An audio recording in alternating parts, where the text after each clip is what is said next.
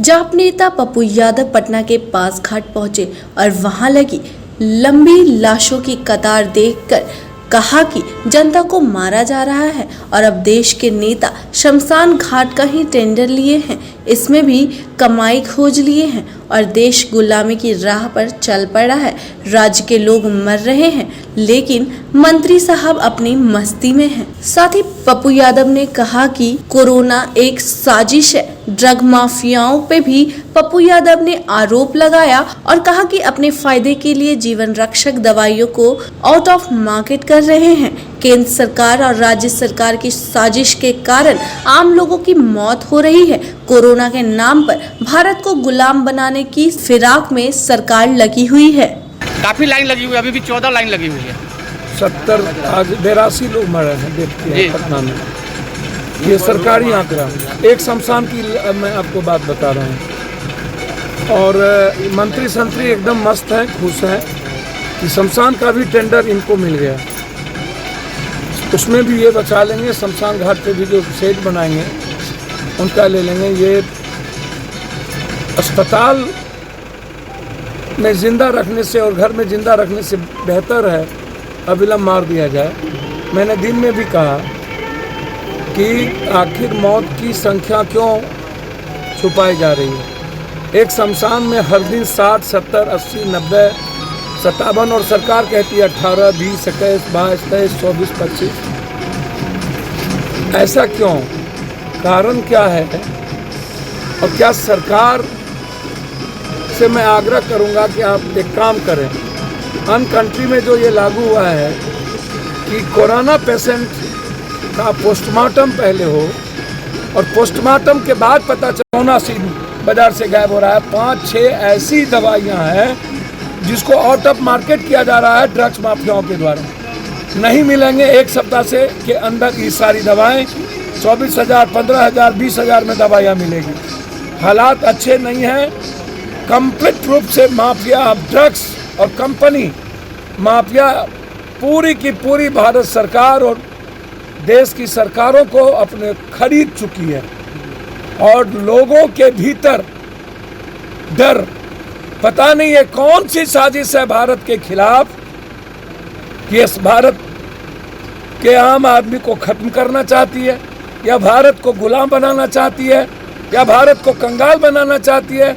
मुझे लगता है कि एक गहरी साजिश है कि भारत की इकोनॉमी और भारत की जीडीपी को इसी लॉकडाउन और इसी तरह के खौफ से ख़त्म कर दिया जाए और फिर से भारत को गुलाम बनाने की तैयारी।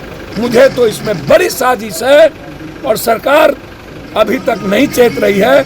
मुझे लगता है कि सरकार बिचौलिया, दलाल, पदाधिकारी और एक गहरी साजिश करने वालों के बीच कोई न कोई समझौता हुआ है और भारत के हर परिवार को खत्म करने की एक साजिश। लॉकडाउन लग जाने चाहिए अविलंब जिस तरह से मामले लॉकडाउन तो सिर्फ नेताओं को और उसके पाप को बचाने के लिए।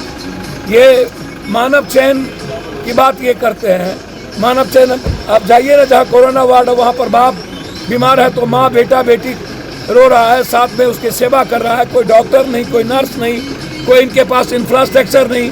ये मौत को दबाना चाहती है, ये संख्या को कम करना चाहती है, ये दिखाना नहीं चाहता है और आवाज़ बंद करना चाहता है कॉमन मैन का। लोग जाने नहीं। लॉकडाउन के नाम पर जो ये पैसे लूटते हैं उसका डाइवर्सिटी, उस पर वहाँ कोई आरटीआई नहीं है। ये पूरा का पूरा पैसा टैक्सेस का पैसा, डीजल पेट्रोल का पैसा 21 लाख हजार करोड़ कोरोना, जबकि इन्होंने चुनाव में लगा दिया।